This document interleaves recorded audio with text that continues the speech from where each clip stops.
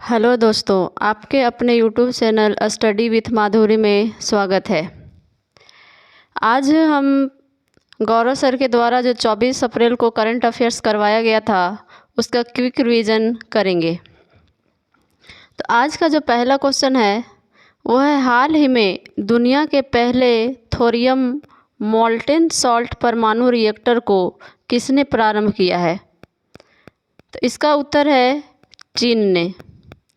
चीन ने जो है वो परमाणु मोल्टेन साल्ट परमाणु रिएक्टर प्रारंभ किया है।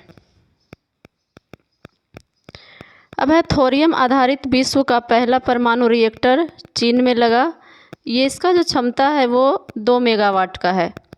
गांसू प्रांत गोबी मरुस्थल में ये परमाणु रिएक्टर लगेगा। मोल्टेन साल्ट परमाणु रिएक्टर ये जो है इसमें पिघला हुआ नमक होता है। स्वस्थ ऊर्जा का ये स्रोत है। थोरियम अगर भारत में देखें तो थोरियम जो है भारत के केरल में पाया जाता है और वह मोनाजाइट मृदा के यानी मोनाजाइट मृदा में जो है थोरियम पाया जाता है। अब आज का इम्पोर्टेंट फैक्ट है, पेरिस ओलंपिक 2024 26 जुलाई से लेकर 11 अगस्त तक आयोजित हुआ। आयोजन स्थल जो है इसका पेरिस है और ये पेरिस में तीसरा बार है। ये संस्करण जो है पेरिस ओलंपिक का 33वां संस्करण है। इसमें कुल 22 खेल शामिल हुआ और इवेंट जो है टोटल 329 इवेंट हुआ। अगला क्वेश्चन है, भारतीय सेना ने जम्मू कश्मीर के बारामूला में किस ऑपरेशन के तहत घुसपैठ की कोशिश को नाकाम किया है? तो इसका उत्तर हो जाएगा ऑपरेशन टीका के तहत। अभी जो पहलगाम में जो आतंकी हमला हुआ है उसमें ऑपरेशन टीका चलाया जा रहा है। अब ऑपरेशन टीका जो है वो इंडियन आर्मी के द्वारा चलाया जा रहा है और यह जम्मू कश्मीर में है और इसका उद्देश्य है घुसपैठ को रोकना। अब पाकिस्तान के लिए पाकिस्तान को तमाचा अटारी जो चेक पोस्ट है उसे बंद करके उसका आवागमन को रोक दिया गया है और उसके दाना पानी को रोका गया है। सिंधु जल समझौता जो था उसको अभी स्थगित कर दिया गया है और पाकिस्तान का जो उच्चायुक्त है उसे भी बंद कर दिया गया है। अब ये है पहलगाम जो है ये जम्मू कश्मीर में है। पहलगाम जम्मू कश्मीर के अनंतनाग ज़िला में है और इसको जो है वो मिनी स्विट्ज़रलैंड कहा जाता है।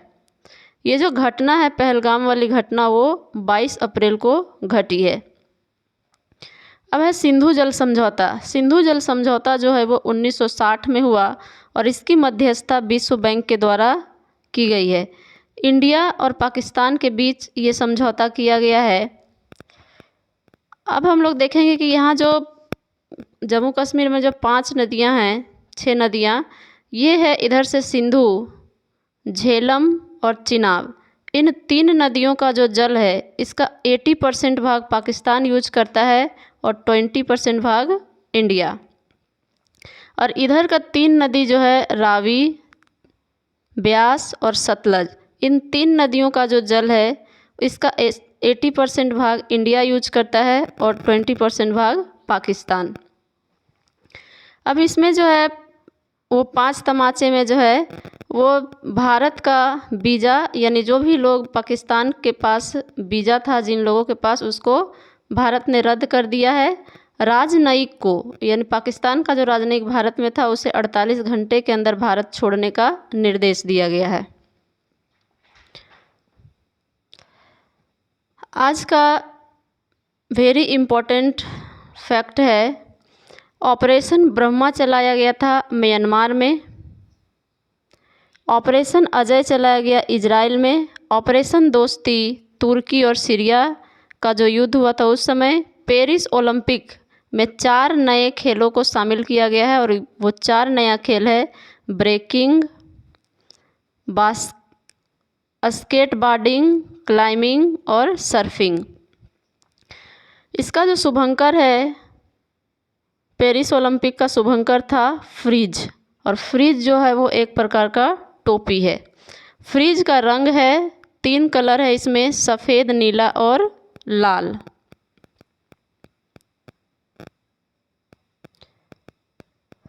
ध्वजवाहक, इसमें पेरिस ओलंपिक का आरंभ का उद्घाटन का ध्वजवाहक हैं पीवी सिंधु और शरत कमल।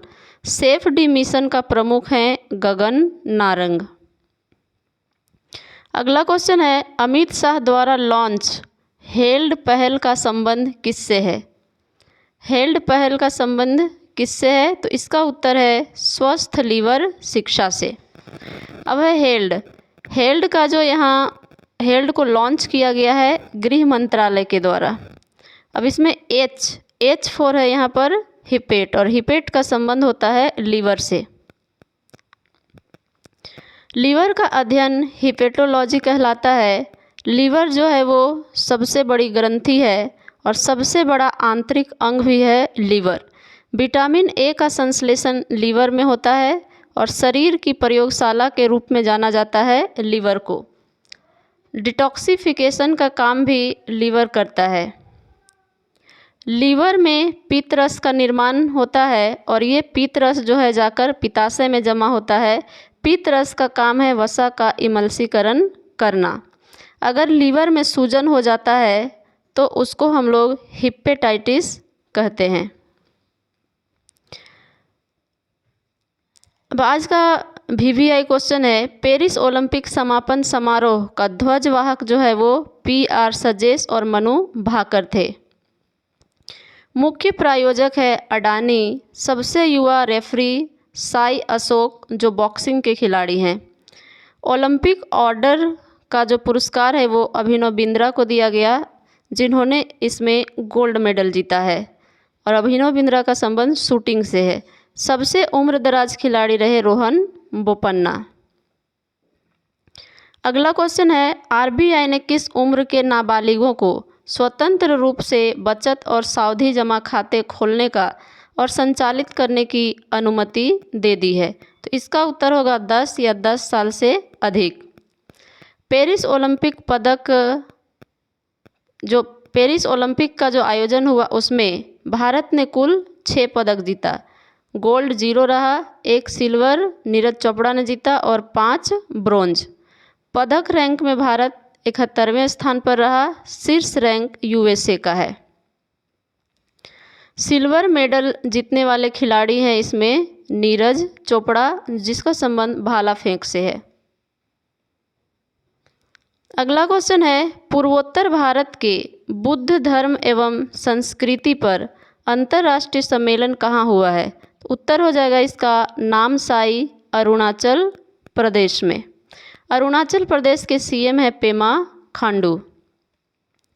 टॉप बातें हैं आज की। पेरिस ओलंपिक में ब्रोंज मेडल जीतने वाले 5 लोग हैं, मनु भाकर, सरनजोत, स्वप्निल कुसाले, हॉकी टीम और अमन शेरावत।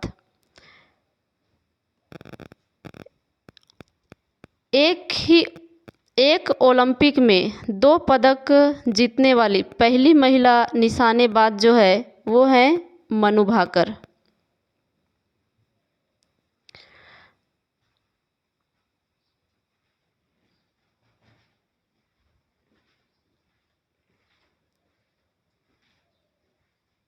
पेरिस ओलंपिक में ये पेरिस ओलंपिक का 17वां संस्करण था जो पेरिस में आयोजित किया गया है, और एक ओलंपिक में 2 पदक जीतने वाली पहली निशानेबाज महिला रही मनु भाकर। अगला क्वेश्चन है, वर्ष 2025 में विजडन क्रिकेटर्स पत्रिका में किसे शीर्ष सम्मान मिला है?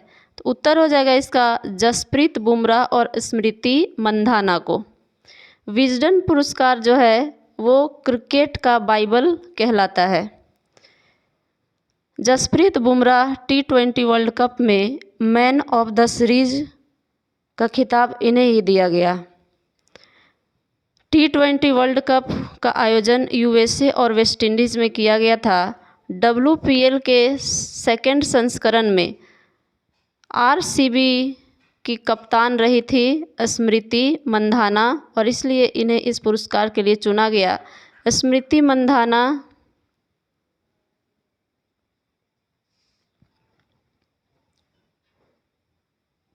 आज की टॉप बातें हैं। पेरिस पैरा ओलंपिक में कितने खेल शामिल हुए? तो 22 खेल। आदर्श वाक्य था इसका गेम्स वाइड ओपन।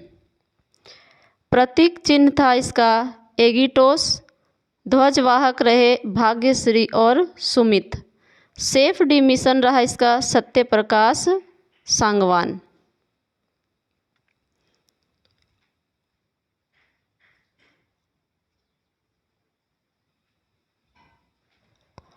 अगला क्वेश्चन है, दुनिया की पहली ह्यूमनाइड हाफ मैराथन कहाँ हुई है? ह्यूमनाइड हाफ मैराथन तो ये हुआ है चीन के बीजिंग में। टॉप बातें रही, जापान की राजधानी है टोक्यो, चीन की राजधानी बीजिंग, साउथ कोरिया की राजधानी सियोल और इंग्लैंड की राजधानी लंदन। पैरा ओलंपिक समापन ध्वजवाहक हरविंदर और प्रीति पाल रही। कुल पदक इसमें 29 पदक जीता पैरा ओलंपिक में। पदक तालिका में भारत 18वें नंबर पर, 7 गोल्ड, 9 सिल्वर और 13 ब्रोंज मेडल। ISFR 2023 के रिपोर्ट के अनुसार वन क्षेत्रफल जो है भारत में 8,27,357 वर्ग किलोमीटर है।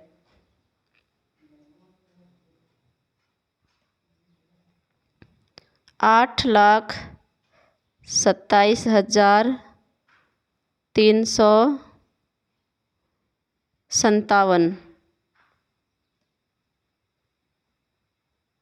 8,27,357 वर्ग किलोमीटर वन जो है भारत में है।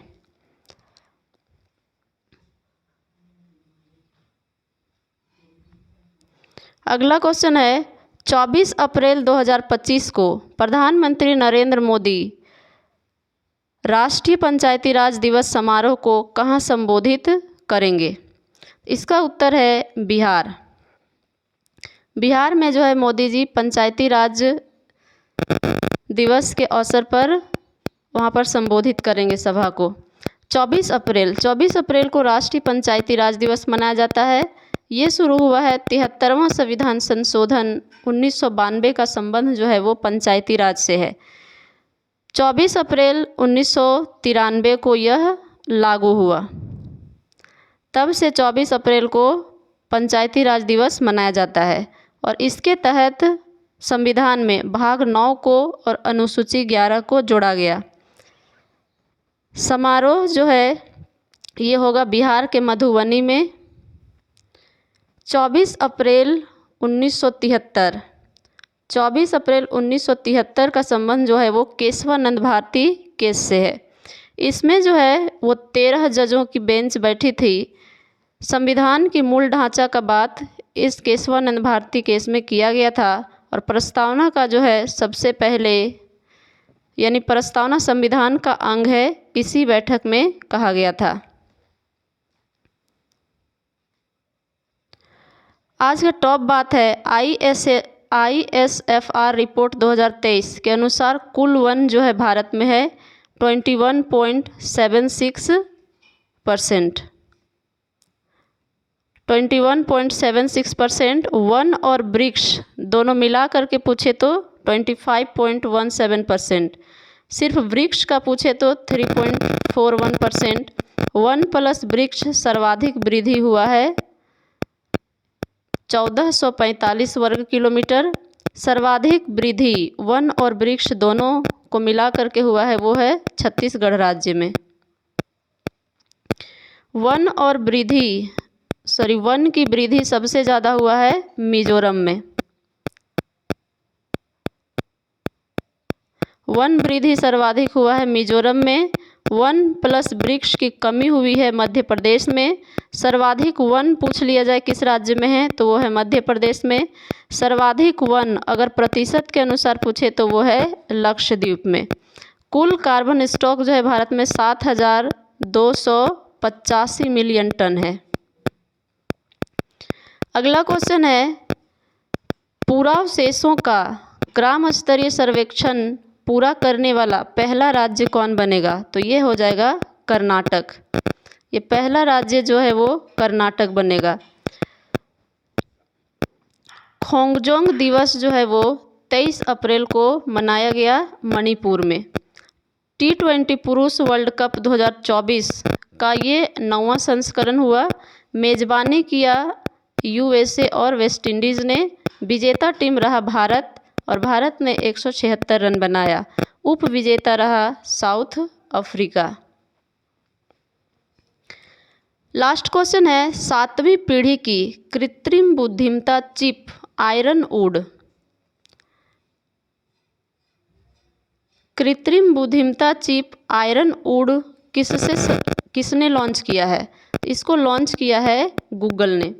आयरनवुड जो है इसमें सोचने की क्षमता होगी और इसका जो क्षमता होगा वो 42.5 एक्जाफ्लॉप्स होगा, जो सुपर कंप्यूटर का 24 गुना इसमें क्षमता होगा।